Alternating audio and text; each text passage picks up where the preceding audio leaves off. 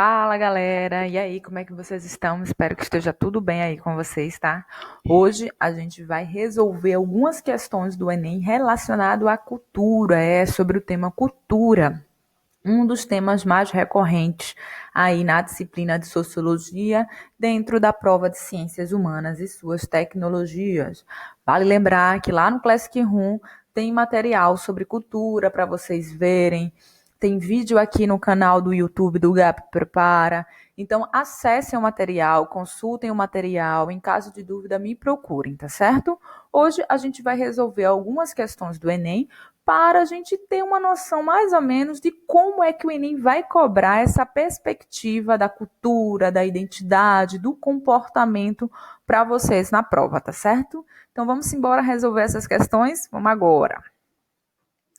Vamos ver essa questão aqui. Essa primeira questão é do Enem 2010. Vamos lá observar aqui. Opinião. Podem me prender, podem me bater, podem até deixar-me sem comer, que eu não mudo de opinião. Aqui do morro eu não saio, não. Aqui do morro eu não saio, não. Se não tem água, eu furo um poço. Se não tem carne, eu compro um osso e ponho na sopa. E deixo andar, deixo andar. Falem de mim quem quiser falar, aqui eu não pago aluguel. Se eu morrer amanhã, seu doutor, estou pertinho do céu. Jequete ou Jequiti. Algumas pessoas pronunciam Jequete ou Jequiti, tá certo? Essa música faz parte de um importante espetáculo teatral que estreou no ano de 1964 no Rio de Janeiro. O papel exercido pela música popular brasileira, MPB, nesse contexto evidenciado pela letra da música citada, foi de: letra A, entretenimento para os grupos intelectuais. Letra B, valorização do processo econômico do país. Letra C, crítica à passividade dos setores populares. Letra D, denúncia da situação social e política do país. Ou letra E, mobilização de setores que apoiavam a ditadura militar. Como o próprio enunciado, a própria questão está colocando aqui, isso é um trecho de uma música do Jequiti. Jequiti, ele foi um sambista brasileiro, carioca, né? E essa música dele, Opinião, que se chama Opinião, fez parte, né, de um espetáculo teatral que estreou no ano de 1964 aqui no Brasil. E, gente, no ano de 1964, aqui no Brasil, em qual contexto histórico nós estávamos?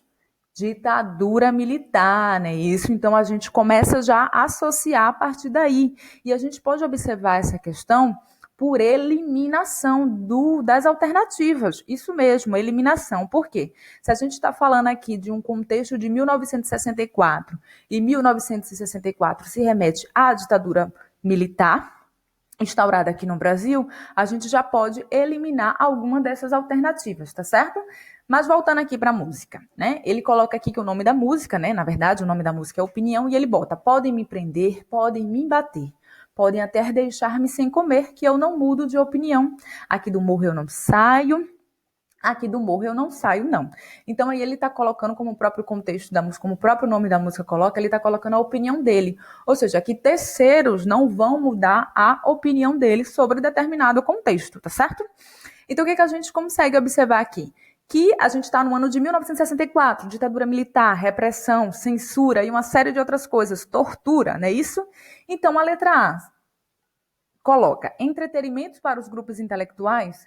Gente, é até difícil a gente pensar em entretenimento no contexto de 64, né? No contexto da ditadura militar. Então a gente já anula, né? A gente já coloca como errada. Letra B, valorização do progresso econômico do país. Não é uma realidade, porque a gente sabe que durante a ditadura militar a gente não teve um progresso econômico no Brasil. Letra C, crítica à passividade dos setores populares, né? A gente sabe, né? A história mostra aí, os fatos mostram que foi a cultura popular, que foi a música, que foi a arte, que foi o teatro, que foram escritores, enfim, foram uma série de setores, né, da cultura que estavam aí denunciando, que estavam aí criticando a ditadura militar. Foram eles que estavam aí na frente. Então, a gente tem aqui o exemplo de Jequiti, a gente tem o exemplo de Gilberto Gil, Caetano Veloso, e tantos outros músicos que se colocaram à frente na denúncia e sofreram censura, represálias, exilos, uma série de outras coisas durante esse período da ditadura militar, não é isso? Então, não é a alternativa, é a letra C. Denúncia da situação social e política do país? Exatamente isso, né, gente? Porque o que a música coloca? A música ela faz uma crítica, né? Ela coloca uma crítica da situação. Então, quando ele bota, podem me prender, podem me bater, podem deixar-me sem comer. E a gente sabe que aí, durante a ditadura militar, a gente teve esse processo de repressão, né? De prendia pessoas que se colocavam com um posicionamento contrário do que os militares daquela época, tá certo? Então, podem me prender, podem me bater, podem deixar-me sem comer. Que esse era uma das ações que a ditadura militar fazia com as pessoas que estavam contra o seu pensamento, que pensavam diferente com a ideologia da ditadura militar, tá certo? Então, a alternativa correta é a letra D, denúncia da situação social e política do país. Aí, vamos só ver aqui a letra E. Mobilização dos setores que apoiavam a ditadura militar. Mais uma vez, a gente sabe que o setor da música, da arte, da cultura em geral aqui no Brasil, né, esteve aí na linha de frente para denunciar, né, usando a arte de diversas formas para denunciar esse contexto de censura, de repressão existente na ditadura militar e até hoje também, não é isso, gente? Então aí, essa questão do Enem 2010, a resposta correta é a letra D, denúncia da situação social e política do país, tá certo? Vamos embora responder outra questão? Essa é do Enem 2019. Vamos ver aqui o que ela diz. Em nenhuma outra época, o corpo magro adquiria um sentido de corpo ideal e esteve tão em evidência como nos dias atuais. Esse corpo nu ou vestido, exposto em diversas revistas femininas e masculinas, está na moda. É capa de revistas, matérias de jornais, manchete publicitária e se transformou um sonho de consumo para milhares de pessoas. Partindo dessa concepção, o gordo passa a ter um corpo visivelmente sem comedimento, sem saúde, um corpo estigmatizado pelo desvio, o desvio pelo excesso. Entretanto, como afirma a escritora Merle Uana, é perfeitamente possível ser gordo e saudável. Frequentemente, os gordos adoecem não por causa da gordura, mas sim pelo estresse, pela pressão a que são submetidos. No texto, o tratamento predominante da mídia sobre a relação entre saúde e corpo recebe a seguinte crítica. Letra A. Difusão das estéticas antigas. Letra B. Exaltação das crendices populares. Letra C. Propagação das conclusões científicas. Letra D. Reiteração dos discursos hegemônicos. Ou letra E. Contestação dos estereótipos consolidados. Vamos observar aqui, mais uma vez, que o texto, né, é uma matéria de revista, né, a revista Mal-Estar e Subjetividade, bem sugestivo o nome dessa revista, e ela vai criticar o padrão, né, de perfeição, onde o corpo magro é o único corpo possível, é o único corpo belo, é o único corpo saudável. E a própria escritora aqui, ela vai colocar que um corpo gordo, uma pessoa gorda, um homem gordo, uma mulher gorda, ela pode ser possivelmente saudável. Só que a sociedade, né, os olhares, a forma como a mídia coloca e os olhares que a própria sociedade coloca para essas pessoas fazem com que elas adoeçam, né? Seja ela pelos estresse, pelas pressões, seja ela pela ansiedade, pela depressão, pela baixa autoestima e uma série de fatores. Então, não é o corpo gordo que torna essa pessoa uma pessoa doente. Muitas vezes é a pressão social, a forma como a sociedade trata essas pessoas gordas, tá certo? É esse contexto que o texto quer colocar, né? Ela faz uma crítica sobre esse padrão de que o corpo magro é o corpo belo, é o corpo perfeito, é o corpo aceitável para a sociedade, não é isso? Aí ele pergunta mais uma vez, vamos ler aqui que ele pergunta de novo. No contexto, o tratamento predominante na mídia sobre a relação entre saúde e o corpo recebe a seguinte crítica. Difusão das estéticas antigas? Não, ela está fazendo uma crítica, na verdade, a essa estética, né, onde o corpo magro é o corpo bonito, é o corpo ideal.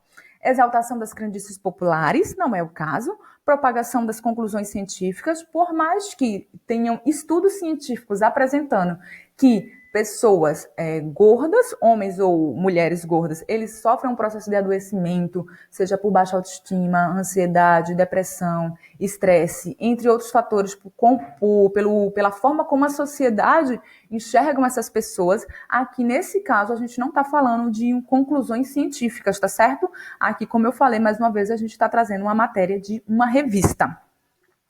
Letra D, reintegração dos discursos hegemônicos? Não, pelo contrário, ela está aí questionando esses discursos hegemônicos, onde coloca que o corpo magro é o único corpo possível, né? O sonho de consumo de milhares de pessoas.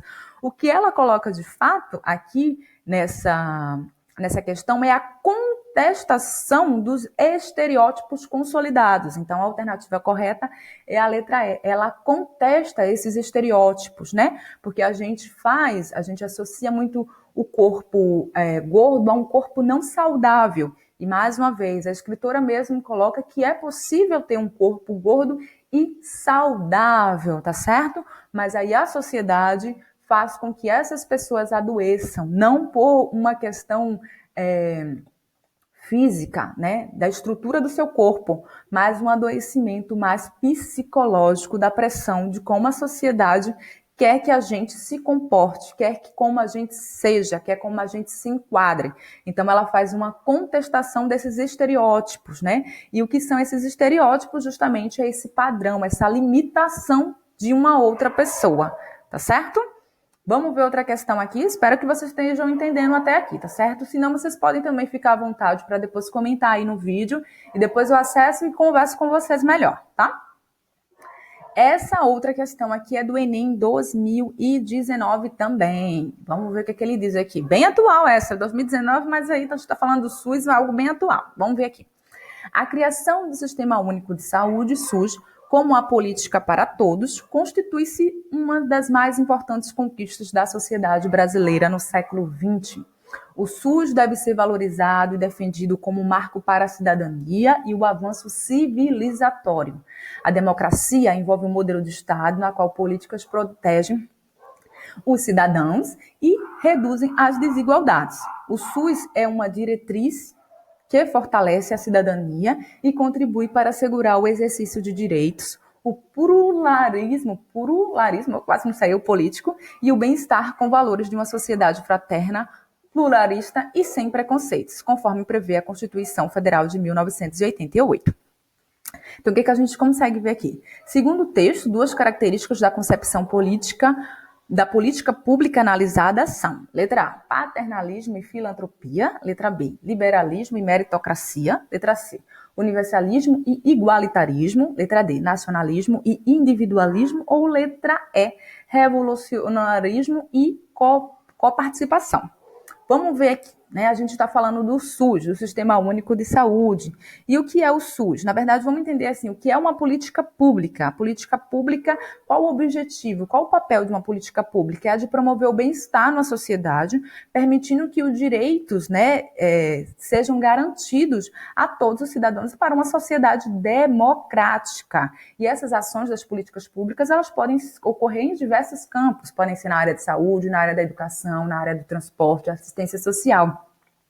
Mas o papel de uma política pública é de reduzir, né, dar caráter de cidadania, tá certo, para a população, e reduzir as desigualdades. Então, quando a gente fala do Sistema Único de Saúde, a gente está falando de um sistema universal, que ele vai estar acessível para todas as pessoas, independente de sua classe social. Só que a ideia do Sistema Único de Saúde, de uma política pública, é justamente atender a população que tem menos acesso à saúde, tá certo? Que aqui, no caso, o SUS. Pode ser também a educação, pode ser também a assistência social, mas aqui a gente está falando do Sistema Único de Saúde. Então, o objetivo é reduzir as desigualdades aqui no campo da saúde. Então, segundo o texto, duas características da concepção da política pública analisada é o quê? É o universalismo e o igualitarismo, exatamente isso, né? É tornar a saúde algo universal, acessível para todos e de forma igual, tá certo? Claro que vai haver sempre críticas da forma como o Sistema Único de Saúde, né, como as políticas são aplicadas em cada estado, em cada região, mas, de fato, o Sistema Único de Saúde, em um contexto mais geral, ele tem essa proposta, né, de universalismo, de igualitarismo, né? Não são todos os países no mundo aí que têm um sistema único de saúde, gente. A maioria dos países aí, por exemplo, Estados Unidos, a população em geral, para ter acesso à saúde, precisa pagar por isso, tá certo? Então, a questão alternativa certa é a letra C, universalismo e igualitarismo. Vamos para a próxima questão agora? Outra do Enem 2019, e vamos ver aqui no que ela fala. A hospitalidade pura consiste em acolher aquele que chega antes de lhe impor condições, antes de saber e indagar o que quer que seja, ainda que seja um nome ou um documento de identidade. Mas ela também supõe que se dirija a ele de maneira singular, chamando, portanto, e reconhecendo-lhe um próprio nome. Como você se chama? A hospitalidade consiste em fazer tudo para se dirigir ao outro, em lhe conceder até mesmo perguntar seu nome, evitando que essa pergunta se torne uma condição, um inquérito policial, um fichamento ou um simples controle das fronteiras. Uma arte e uma poética, mas também toda uma política depende disso, toda uma ética se decide aí. Aí ele pergunta: associado ao contexto migratório contemporâneo, o conceito de hospitalidade proposto pelo autor impõe a necessidade de: letra A, anulação da diferença, letra B, cristalização da biografia, letra C, incorporação da alteridade, letra D, supressão da comunicação ou letra E, verificação da proveniência, né? Aqui ele está falando de hostilidade. O que é hostilidade? Hospitalidade, desculpa, gente. Está falando de hospitalidade. E o que é hospitalidade? É o ato de hospedar, de acolher, de receber, de cuidar. E aqui ele coloca esse conceito de hospitalidade, né, dentro de um contexto migratório contemporâneo. Quando a gente fala de contexto migratório contemporâneo, a gente já imagina o quê? De pessoas que migram decorrente de diversos motivos, tá? Seja ela por fome, seja ela por condições de guerra nos seus países, seja ela por falta de emprego, seja ela por violência. São diversos os motivos que fazem uma pessoa migrar. Entre elas, o simples desejo também da pessoa migrar, tá certo? Só que no contexto atual que a gente vive, no contexto contemporâneo das migrações, a gente vê que muitas pessoas, que esse contexto de migração, ele é muito perverso, né? As nações, elas vão colocando barreiras, né, nos seus territórios, nas suas fronteiras, para impedir que outras pessoas de outras nações acessem esse território, não é isso? Então a gente vê várias matérias aí falando de pessoas que vão tentar fazer travessia de barcos, de navio, de balsa e perdem a vida, criança, né, tentando fugir muitas vezes de uma situação de miserabilidade que existe no seu país e procurando recomeçar em outra nação. Mas esse processo, ele acaba sendo muito perverso, né? O sistema é muito perverso. E aí o que acontece? Essa questão ela vai falar de hospitalidade, de tratar bem, de acolher, de entender. Então, num contexto migratório contemporâneo, muitas vezes, quando um estrangeiro, quando uma pessoa migra, né, por condições de precariedade na sua nação e chega aqui na nossa nação, geralmente, chega aqui no Brasil, por exemplo, geralmente a gente não tem um olhar muito de hospitalidade mesmo com essa pessoa, de acolhida, mas o olhar é muito mais de julgamento. E aí ele usa esse contexto de hospitalidade justamente para impor uma necessidade da gente ter uma visão diferente sobre essas pessoas. E essa visão diferente é o quê? A incorporação da alteridade.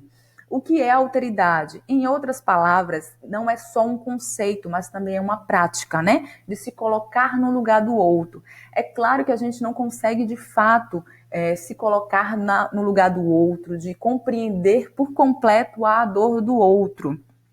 Mas a gente pode se esforçar para ouvir, para entender, para respeitar, porque a alteridade também é reconhecer que existem culturas diferentes e que elas merecem respeito em sua integridade, tá certo? Então, a questão ela vai cobrar isso de vocês, né? Esse aspecto até mesmo humanizado do contexto migratório, né? De olhar com um olhar de fato, mais humanizado para essas pessoas. Então, aqui, a alternativa correta é a incorporação da alteridade, de se colocar no lugar do outro, de acolher, de ouvir a necessidade do outro, tá certo? Vamos para a próxima questão? Enem 2017. Vamos ver o que ele está dizendo aqui. O rapaz que pretende se casar não nasceu com esse imperativo. Ele foi insuflado pela sociedade, reforçando pelas incontáveis expressões de histórias de família, educação, moral, religião, dos meios de comunicação e da publicidade. Em outras palavras, o casamento não é um instinto, e sim uma instituição. Aí ele pergunta: o casamento, conforme é tratado no contexto, possui como característica: letra A, consolidação da igualdade sexual. Letra B, ordenamento das relações sociais. Letra C, conservação dos direitos naturais. Letra D, superação das tradições culturais. Ou letra E, questionamento dos valores cristãos. Então, o casamento, da forma como é tratado nesse texto, ele é entendido como uma instituição social e não uma questão de instinto social, né? Isso quer dizer o quê? Que a pessoa que ela não tem uma livre e espontânea escolha do casamento, né? Ela é uma imposição social, como a gente vê aí, a pessoa nasce, estuda, trabalha, casa e tem filho. Esse é um padrão de comportamento social que foi colocado na sociedade que todos têm que seguir. Então, o casamento, como ele coloca, o casamento não é um instinto. Ninguém nasce com um instinto para o casamento, ninguém nasce com um instinto para ter filho. A gente vai adquirindo isso socialmente. Tem pessoas que não querem casar, tem pessoas que não querem ter filho, e tá tudo bem, porque isso é uma imposição social, que você tem que casar, que você tem que ter filho. E muitas pessoas seguem esses padrões sociais para se sentirem mais aceitos dentro da sociedade. Então, nesse contexto, ele vai colocar aqui que casamento é, de fato, uma instituição, um ordenamento das relações sociais, é uma organização social. Então, ele vai ordenar que o casamento é colocado aí como um condicionamento para uma perspectiva cidadã. Então, a resposta correta aqui é o ordenamento das relações sociais. Então, o texto, ele vai colocar pra gente, ele vai colocar como característica que o casamento aqui, nesse texto, tá, gente? Ele é um ordenamento das relações sociais. Ele não é algo pura de livre escolha de um homem ou de uma mulher. Né? Nós somos condicionados a isso, nós somos condicionados a casar, nós somos condicionados a ter filho. E muitas vezes a gente reproduz esse tipo de comportamento, como eu disse, para a gente se sentir mais aceito, mais... como é que eu posso... mais aceito mesmo, mais aceito dentro da sociedade, tá certo? Então aqui, nesse sentido, é um ordenamento das relações sociais. E é claro que tem pessoas que querem casar, que querem ter filhos, certo? Mas existem outras pessoas que não querem fazer isso, tá certo? E tá tudo bem. Vamos ver outra questão aqui. Enem 2018. Quer um conselho? Vá conhecer alguma coisa da terra e deixe os homens em paz. Os homens mudam, a terra é inalterável. Vá por aí dentro, embrense pelo interior e observe alguma coisa de proveitoso. Aqui na capital só encontrará casas mais altas, ruas mais cheias e coisas parecidas ao que de igual existem em todas as cidades modernas. Mas ao contato com a terra, você sentirá o que não poderá sentir nas avenidas asfaltadas.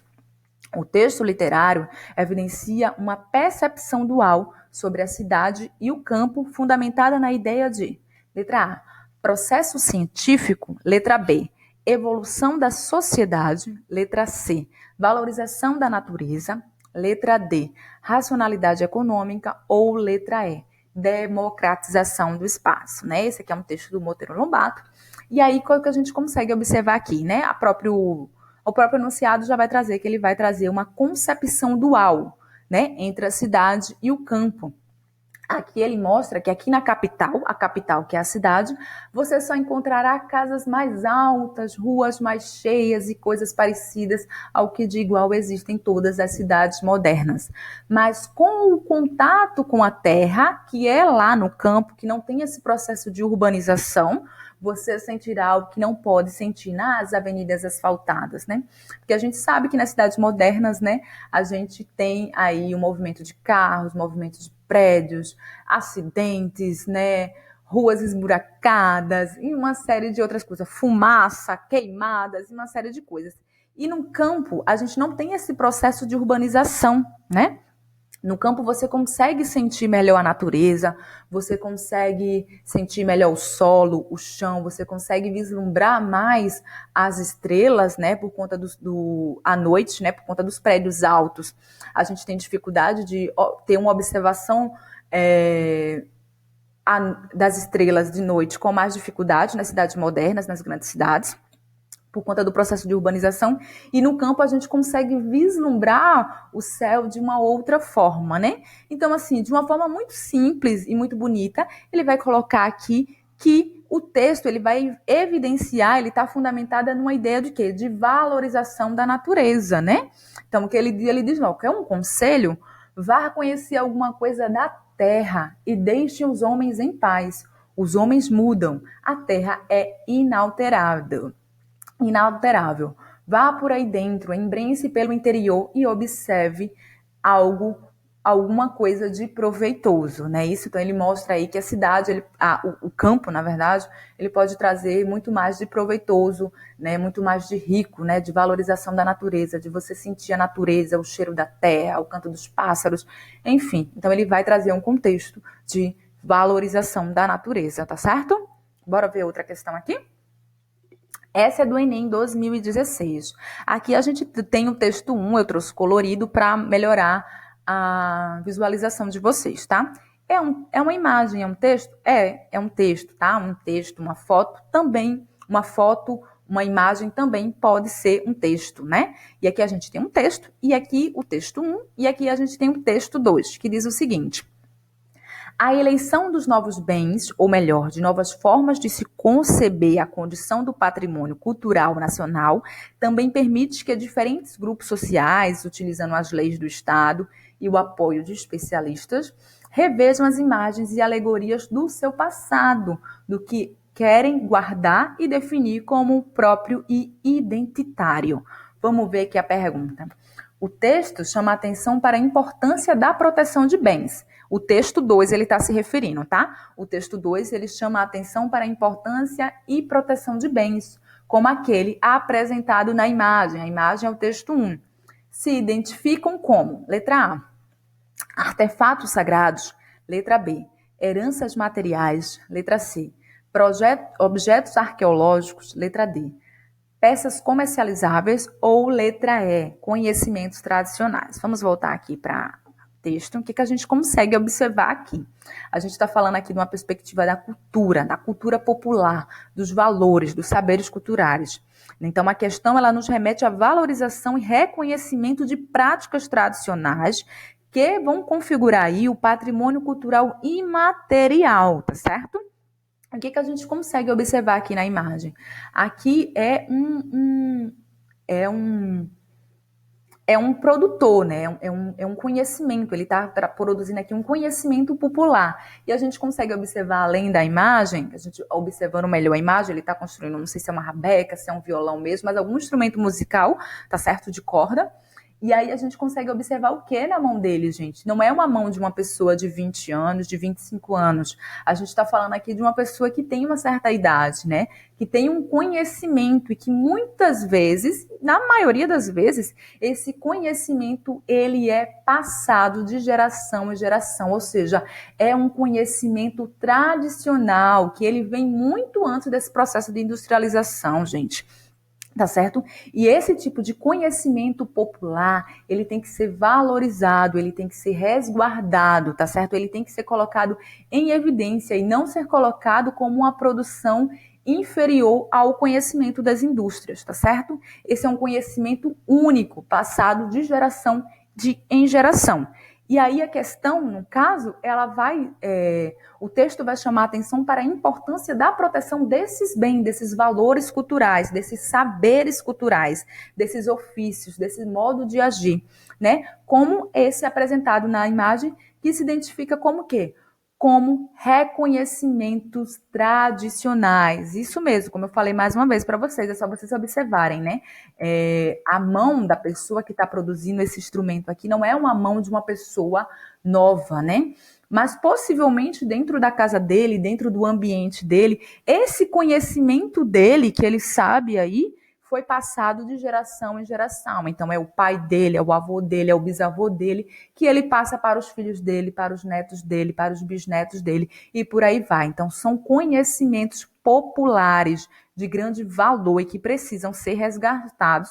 Então aqui a gente está falando de conhecimentos tradicionais, tá certo?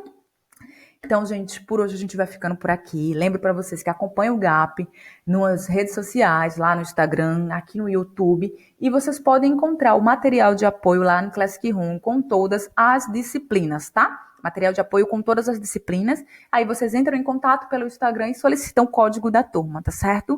Até mais e bons estudos. Qualquer coisa, eu continuo por aqui. Um cheiro.